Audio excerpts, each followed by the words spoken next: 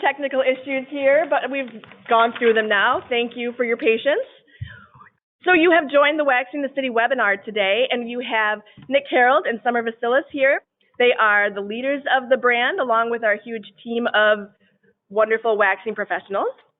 Nick and Summer are going to get started in just a minute, but I want to cover off on a couple of housekeeping issues. If you have questions, or when you have questions, please put them into the questions panel. You can put them in at any time during the webinar. We'll be answering questions before we actually get to a question section. So anytime you have a question, throw it in there. And then secondly, you're on mute. We sort of wish we had been for the past 5 minutes, but you actually are. So feel free to say anything. We'll never hear you.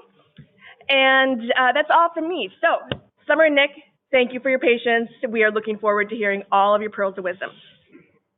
Good morning, everybody. I'm happy to be here. Thanks for joining us, everyone. So you guys, let's talk about waxing the city and the beauty industry. Why the beauty industry over other industries?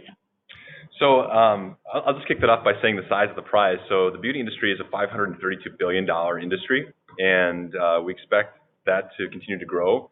Wax itself is at $1.8 billion of that market and growing very quickly. Plus, we believe there's a headspace of 3,100 units in the next few years. So probably by 2024, we'll be able to have a huge amount of growth opportunity. And it's just a fun industry to be in. I've been in this industry for over 20 years, and I haven't looked back. There's so many different opportunities to go within the beauty industry. Service providers are so much fun to be around, and I think you have to have fun and love what you do if you're going to get into something. So yeah, it's definitely a people-focused business, and that's one of the things that I think is a big passion point for me. So you're working with people every day. You help people achieve their hopes and dreams as part of being in the business, and so it's really exciting to work with people on that level. That's awesome. So in terms of recession resilience, what do you have to say about that? I know that with Self-Esteem Brands, we talk about recession resilience with our franchises a lot. How do you guys think that plays into the Waxing the City model? Summer has a great story for this one. So there is a term called the lipstick effect, and it's about during economic downturn, people look for small ticket items or ways that they can feel good about themselves, and so it could be as simple as buying a premium lipstick. And this was proven out in World War I or World War II with the sale of red lipstick sales. And so there's this thing called the lipstick effect. And, we've proven out that during a recession, Waxing the City is a proven business model. We opened up our Dallas, Texas location in 2008-2009. So in 2008, we were looking at spaces. We were in lease negotiations. We were founded in the state of Colorado, so it was our first time that we were looking to go out of state into Texas, and we decided to go for it. And we opened in February of 2009, and we grew the business.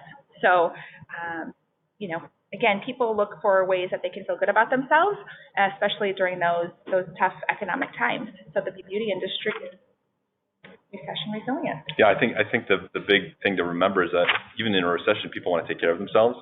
And so per Summer's story, they just don't give up their self-care routines. They don't give up on their own personal presentation. In this day and age, people's personal brands are really important, and so it's really important for them to not let that go if they're starting to tighten their belt loop.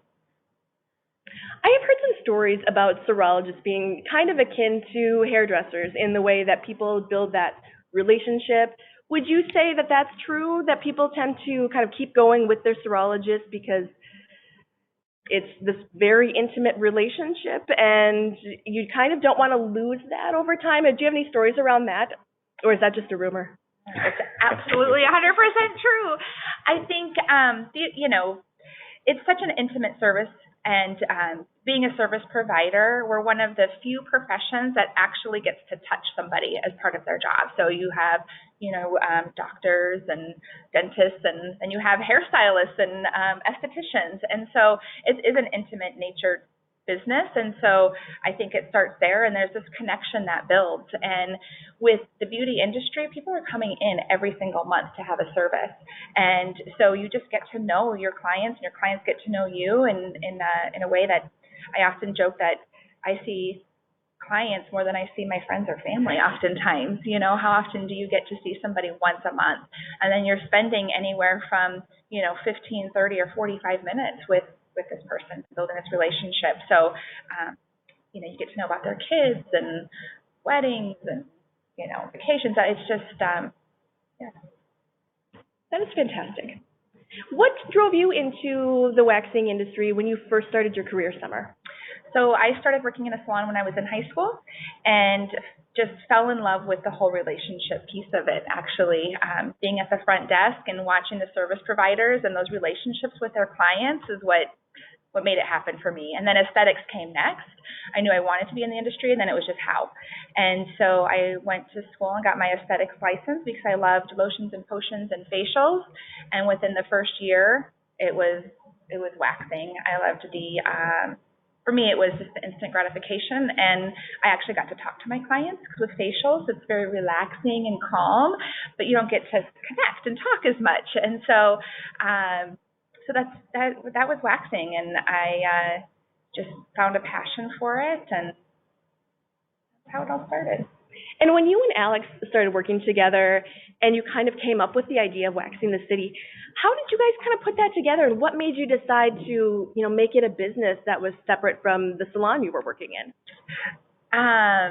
So, I started reading about waxing through, beauty magazines, and I started reading about this woman named Anastasia. She's very big in our industry for her brows, but she did other things other than eyebrows. But that's not what you heard about Anastasia for. You didn't hear about the facials that she was providing. You heard about the waxing services. And then there was the J Sisters. So Anastasia was in California, and then the J Sisters were in New York, and you were reading about their Brazilian waxes. They, too, were a full-service spa, but that's not what you were hearing about. And so, I had a passion for waxing. Alex had a passion for waxing, and if that's what these women were known for, we thought, you know what, let's give our clients someplace that they can go to and know that we do one thing really, really well, and that's waxing. And so it just kind of was born out of that. Alex and I worked together in a spa for about 4 years and just had a very collaborative relationship.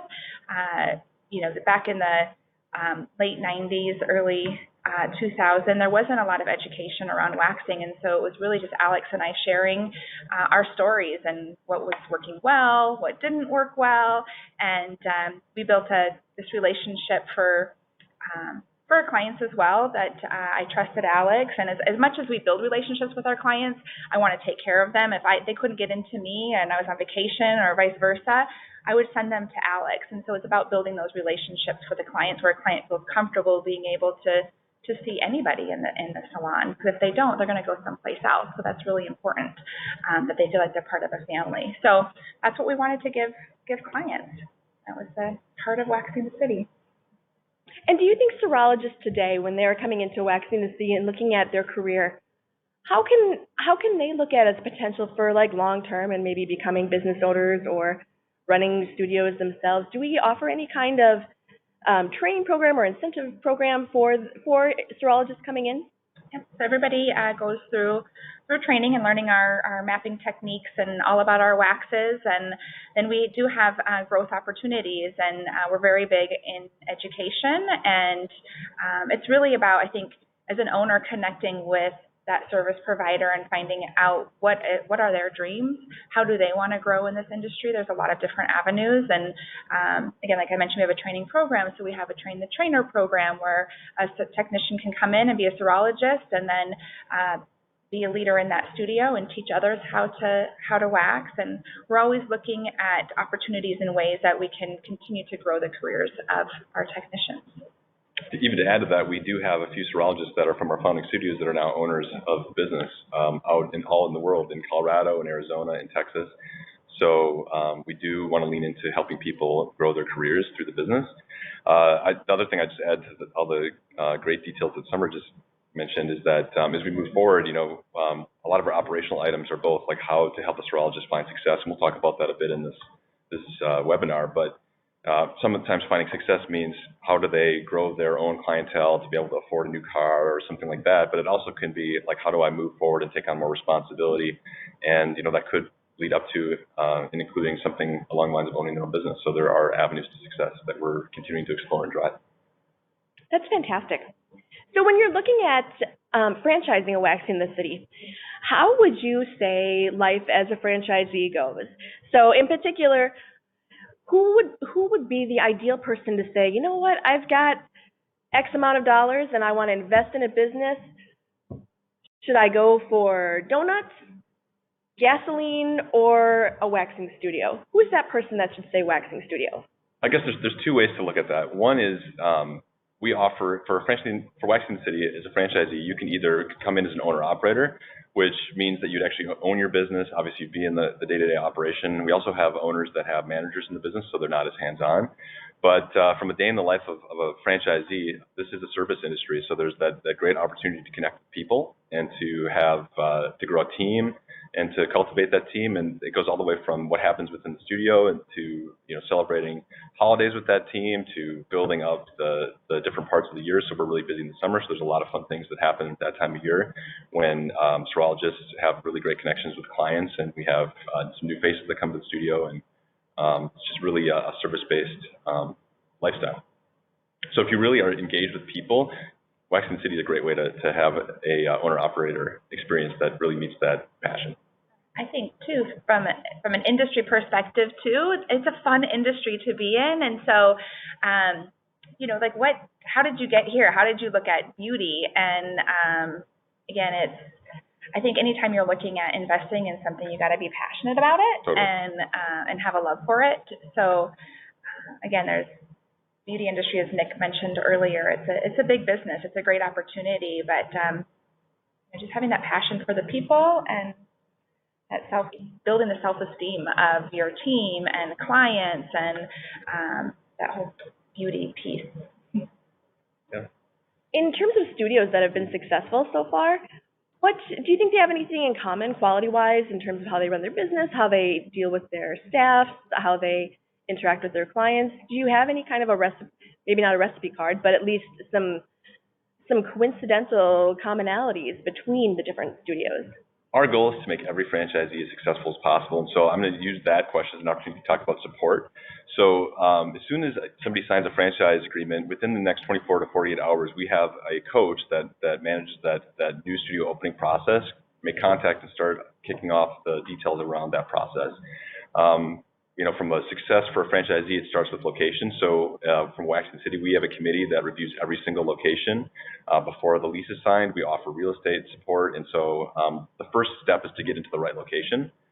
Obviously, once you get in the right location, we help you ramp up. And a big piece of success out of the gate is how quickly a studio is able to ramp up and get going. So when they open their doors, if they're walking when they sign their franchise agreement, we want them to be sprinting at the time they open their doors, to use that metaphor. And, I think that the people that follow systems are really finding success. So we've had some new studios open, and there's some testimonials I'm sure you find out there where following systems and driving that ramp and, hiring a great team, that all culminates in success. So we really try to help that process shepherd along, and again, get out of the gate strong so that our goal is to make every franchisee get up and running quickly and have great results right out of the gate. Now, what happens in a discovery day? If someone is interested in franchising, but they're not yet ready to sign that FA, we've heard about discovery days and how they are a common thing in franchising. What exactly happens in a Waxing the City discovery day? For Waxing the City, it's actually a private discovery day. So we bring in everyone who's looking at getting serious about buying a franchise with Waxing the City. And it's a two-way street. So we want to make sure that we get all the cards on the table. This is what everything looks like. This is how the processes look. This is what support looks like. This is how some things you need to consider. We make sure franchisees talk to other franchisees, prospective franchisees talk to other franchisees, so that we have the ability to really get the real world out there.